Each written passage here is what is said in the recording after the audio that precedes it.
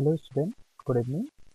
तो previous lecture में जैसे कि हम लोग पढ़ रहे थे मैकेनिकल मेजरिंग इंस्ट्रूमेंट। ठीक है, मैकेनिकल कंट्रोल का यूज करके क्वांटिटीज़ को जो है एक्सीलरेशन या डिस्प्लेसमेंट, इन क्वांटिटीज़ या डिफरेंट और क्वांटिटीज़ को कैसे हम मेजर करेंगे मैकेनिकल कंट्रोल के थ्रू, वो हमने प्रीवियस लेक्चर में देखा हुआ था। अब हम नेक्स्ट जो हमारी टॉपिक है, हम इस लेक्चर में देखेंगे कि हम किस तरीके से जो है वो प्रेशर मेजरमेंट करते हैं। तो हमको जैसे कि पता होगा कि जो प्रेशर होता है P equal to F by A, force upon area, यानी कि यूनिट एरिया पे लगने वाला जो फोर्स होता है उसको हम प्रेशर कहते हैं। ठीक है।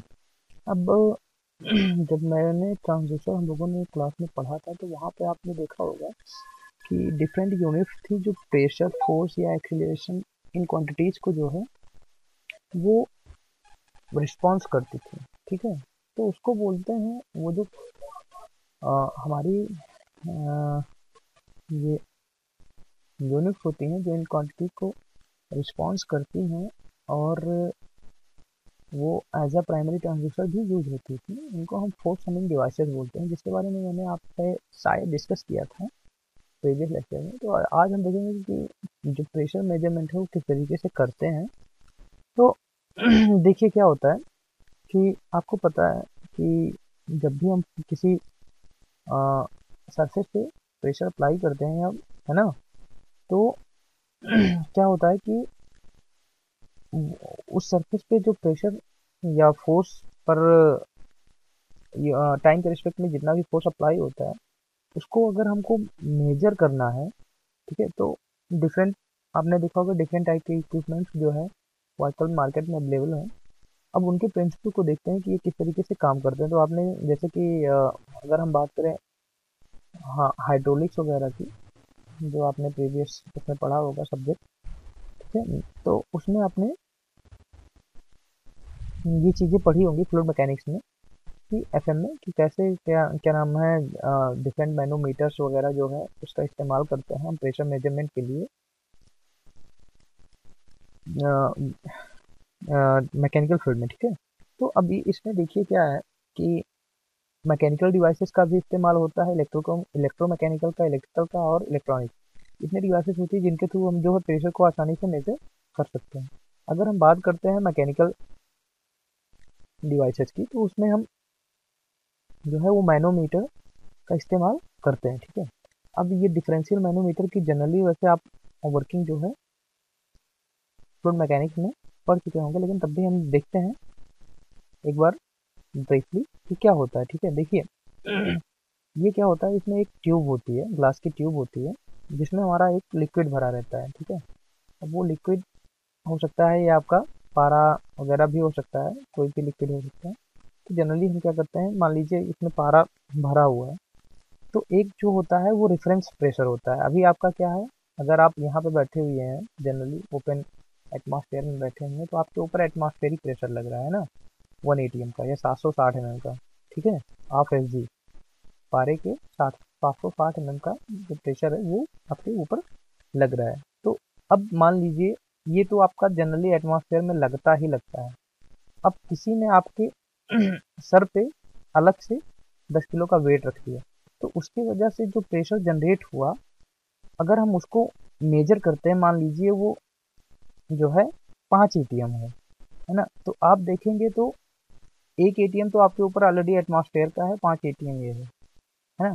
तो क्या है कि वो 5 ATM किसके रेफरेंस में है, हमारे एटमॉस्फेरिक के रेफरेंस में है ना। एक्चुअल प्रेशर अगर देखेंगे तो 6 ATM होगा। ठीक है, एक तो ऑलरेडी जो है एटमॉस्फेरिक लग रहा है और 5 ही हो गए।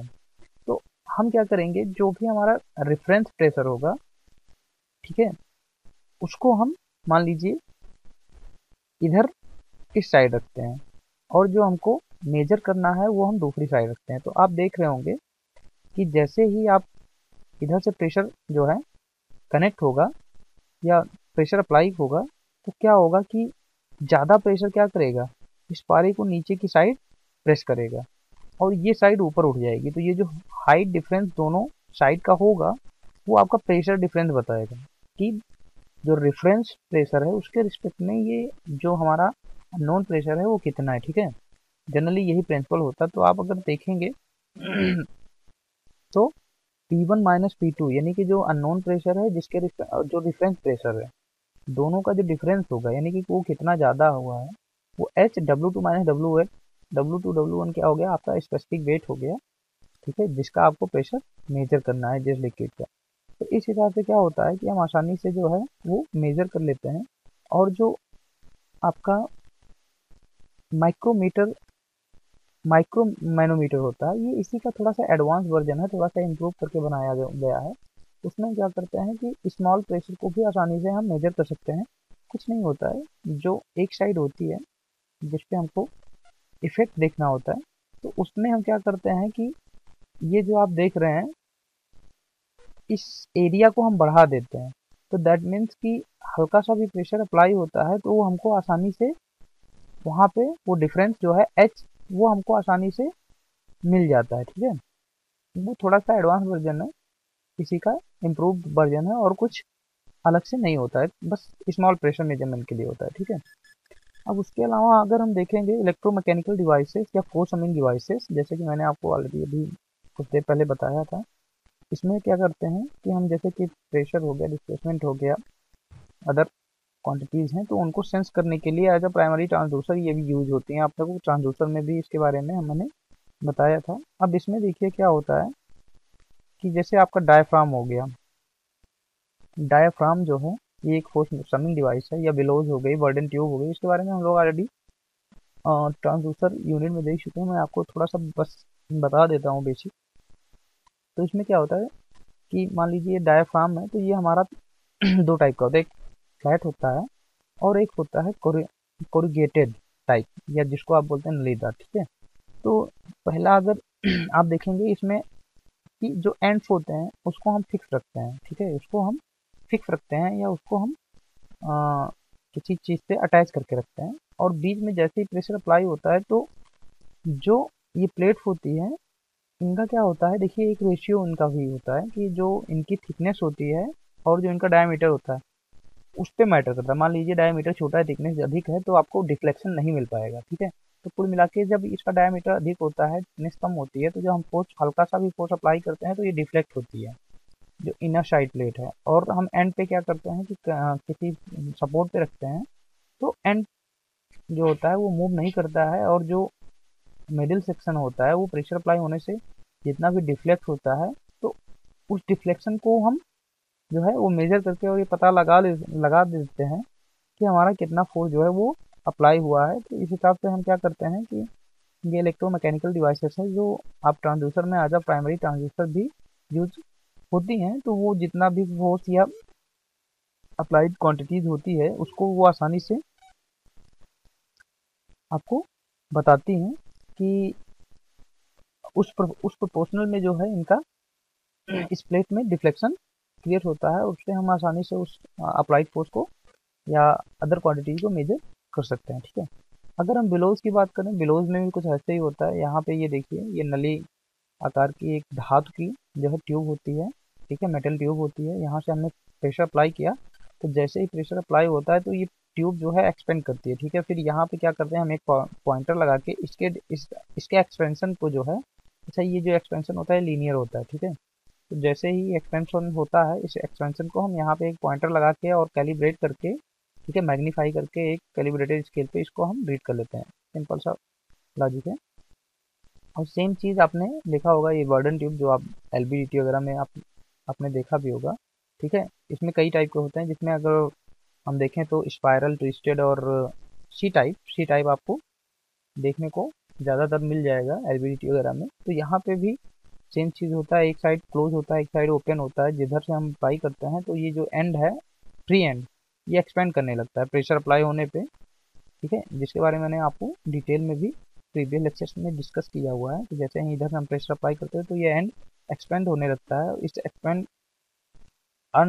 ये जो आपका एंड एक्सपेंड होता है तो फिर ये क्या करेगा कि यहाँ से पॉइंटर जो लगा होगा उसको रोटेट कराएगा, और जो आपका अप्लाइड फोर्स है वो यहाँ पे कैलिब्रेटेड स्केल पे गेन हो जाएगा। तो ये कुछ डिवाइसेस हैं जो इलेक्ट्रोमैकेनिकल डिवाइसेस हैं जो आपको आराम से आउटपुट जो है वो बता देंगे कितना फोर्स या अदर क्वांटिटी जो है वो इस उस पर अप्लाई किया गया है, ठीक है।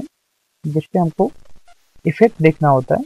तो उसमें हम क्या करते हैं कि ये जो आप देख रहे हैं इस एरिया को हम बढ़ा देते हैं।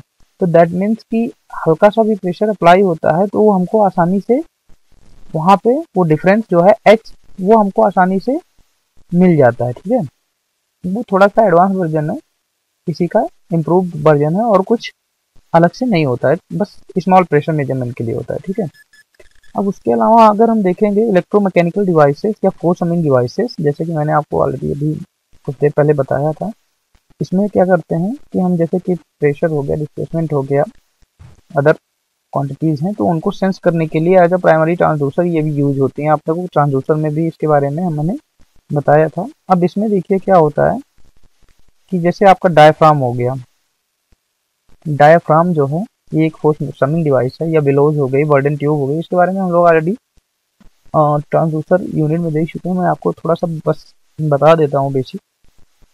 तो इसमें क्या होता है कि मान लीजिए ये डायफ्राम है, तो ये हमारा दो टाइप का होता है, एक फ्लैट होता है और एक होता है कोरिगेटेड टाइप, या जिसको आप बोलते हैं नलीदार। ठीक है, तो पहला अगर आप देखेंगे इसमें कि जो एंड्स होते हैं उसको हम फिक्स रखते हैं। ठीक है, उसको हम फिक्स रखते हैं या उसको हम किसी चीज़ से अटैच करके रखते हैं, और बीच में जैसे ही प्रेशर अप्लाई होता है तो जो ये प्लेट होती है इनका क्या होता है, देखिए एक रेशियो इनका भी होता है कि जो इनकी थिकनेस होती है और जो इनका डायमीटर होता है उस पर मैटर करता है। मान लीजिए डायमीटर छोटा है, थिकनेस अधिक है, तो आपको डिफ्लेक्शन नहीं मिल पाएगा। ठीक है, तो कुल मिला के जब इसका डायमीटर अधिक होता है, थिकनेस कम होती है, तो जब हम फोर्स हल्का सा भी फोर्स अप्लाई करते हैं तो ये डिफ्लेक्ट होती है जो इनर साइड प्लेट है, और हम एंड पे क्या करते हैं कि किसी सपोर्ट पे रखते हैं, तो एंड जो होता है वो मूव नहीं करता है, और जो मिडिल सेक्शन होता है वो प्रेशर अप्लाई होने से जितना भी डिफ्लेक्ट होता है, तो उस डिफ्लेक्शन को हम जो है वो मेजर करके और ये पता लगा देते हैं कि हमारा कितना फोर्स जो है वो अप्लाई हुआ है। तो इस हिसाब से हम क्या करते हैं कि ये इलेक्ट्रोमैकेनिकल डिवाइसेस हैं जो आप ट्रांसड्यूसर में एज अ प्राइमरी ट्रांसड्यूसर भी यूज होती हैं, तो वो जितना भी फोर्स या अप्लाइड क्वांटिटीज होती है उसको वो आसानी से आपको बताती हैं कि उस प्रोपोर्शनल में जो है इनका इस प्लेट में डिफ्लेक्शन क्रिएट होता है, उससे हम आसानी से उस अप्लाइड फोर्स को या अदर क्वांटिटीज को मेजर कर सकते हैं। ठीक है, अगर हम बिलोज की बात करें, बिलोज में भी कुछ ऐसे ही होता है। यहाँ पे ये देखिए, ये नली आकार की एक धातु की जो है ट्यूब होती है। ठीक है, मेटल ट्यूब होती है। यहाँ से हमने प्रेशर अप्लाई किया, तो जैसे ही प्रेशर अप्लाई होता है तो ये ट्यूब जो है एक्सपेंड करती है। ठीक है, फिर यहाँ पे क्या करते हैं, हम एक पॉइंटर लगा के इसके एक्सपेंशन को जो है, अच्छा ये जो एक्सपेंशन होता है लीनियर होता है। ठीक है, तो जैसे ही एक्सपेंशन होता है, इस एक्सपेंशन को हम यहाँ पे एक पॉइंटर लगा के और कैलिब्रेट करके, ठीक है, मैग्नीफाई करके एक कैलिब्रेटेड स्केल पे इसको हम रीड कर लेते हैं। सिंपल सा लॉजिक है। और सेम चीज़ आपने देखा होगा, ये बर्डन ट्यूब जो आप एलबीडीटी वगैरह में आपने देखा भी होगा। ठीक है, इसमें कई टाइप के होते हैं, जिसमें अगर हम देखें तो स्पायरल, ट्विस्टेड और सी टाइप आपको देखने को ज़्यादातर मिल जाएगा एलबीडीटी वगैरह में। तो यहाँ पे भी सेम चीज़ होता है, एक साइड क्लोज होता है, एक साइड ओपन होता है। जिधर से हम अप्लाई करते हैं तो ये जो एंड है, फ्री एंड, ये एक्सपेंड करने लगता है प्रेशर अप्लाई होने पे। ठीक है, जिसके बारे में मैंने आपको डिटेल में भी प्रीवियस लेक्चर्स में डिस्कस किया हुआ है। तो जैसे ही इधर से हम प्रेशर अप्लाई करते हैं तो ये एंड एक्सपेंड होने लगता है। इस एक्सपेंड ये जो आपका एंड एक्सपेंड होता है, तो फिर ये क्या करेगा कि यहाँ से पॉइंटर जो लगा होगा उसको रोटेट कराएगा, और जो आपका अप्लाइड फोर्स है वो यहाँ पे कैलिब्रेटेड स्केल पे गेन हो जाएगा। तो ये कुछ डिवाइसेस हैं जो इलेक्ट्रोमैकेनिकल डिवाइसेस हैं जो आपको आराम से आउटपुट जो है वो बता देंगे कितना फोर्स या अदर क्वांटिटी जो है वो उस पर अप्लाई किया गया है। ठीक है, तो ये कुछ प्रेशर मेजरिंग यूनिट रही और डिवाइसेस हैं जिनका इस्तेमाल करके हम प्रेशर को आसानी से मेजर कर पाते हैं। अब जो इसके अलावा जो रिमेन टॉपिक है वो हम देखेंगे नेक्स्ट लेक्चर में। Thank you.